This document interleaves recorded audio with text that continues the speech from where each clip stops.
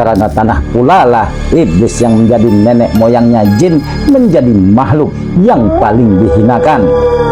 Makanya satu-satunya benda di muka bumi ini yang mengingatkan masa lalu. Baiklah kawan-kawan, makhluk halus ataupun jin diyakini sebagai hal gaib yang ada di sekeliling kita, namun dengan dimensi yang tentu saja berbeda. Ternyata ada salah satu jin yang tugasnya khusus untuk mengantarkan penyakit ke dalam tubuh manusia, dan jin-jin inilah dipakai oleh penghayat ilmu puja untuk membuat anak manusia sakit tak kunjung sembuh. Nah, disinilah fenomena unik yang akan saya jelaskan kepada Anda. Di saat Anda berobat kemanapun, tentu saja kebanyakan dukun memakai media, garam, maupun minyak ataupun kembang. Bukankah begitu? Kalau emang begitu, penyakit yang disebabkan oleh gangguan jin tidak akan bisa sembuh, bahkan tambah makin menjadi-jadi kawan-kawan. Tahukah Anda penyebabnya apa?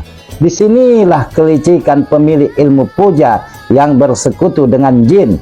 Sesungguhnya garam, minyak maupun kembang adalah makanan yang paling enak dan paling disukai jin yang khusus membawa penyakit ke dalam tubuh manusia.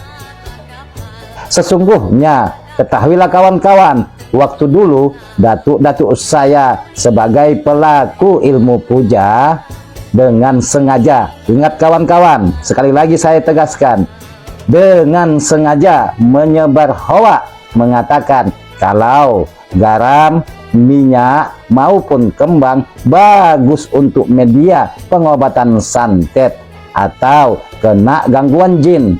Itulah sebabnya sampai saat ini banyak dukun maupun sejenisnya memakai media garam, minyak maupun kembang. Dan insya Allah penyakit Anda tidak akan bisa sembuh. Kalaupun Anda sembuh, itu tandanya Anda sakit medis, bukan non medis. Kenapa saya tahu tentang semua ini? Tentu saja disebabkan saya juga salah satu pelaku ilmu puja. Jadi begini kawan-kawan, jika Anda sakit disebabkan oleh gangguan jin, ambillah tanah di mana tambu Anda ditanam. Setelah itu, letakkanlah tanah itu di kepala Anda dan geleng-gelengkanlah kepala Anda sampai tanah itu jatuh.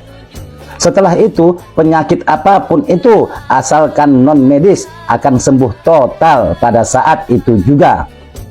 Apakah Anda mau tahu kenapa penyakit non medis itu bisa sembuh? Mau tahu?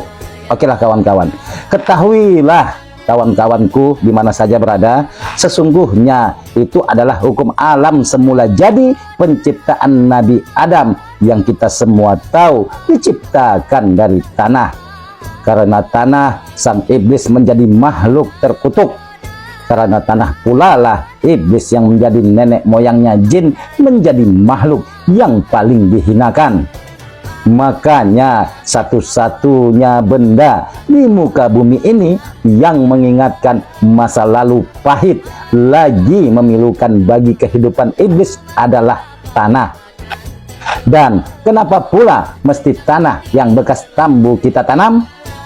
Untuk alasan yang satu ini, mohon maaf sebelumnya kawan-kawan, ini adalah kaji, semula kaji tanah yang belum saatnya saya buka di publik. Jika ada kata yang salah, mohon maaf saya ucapkan. Assalamualaikum warahmatullahi wabarakatuh.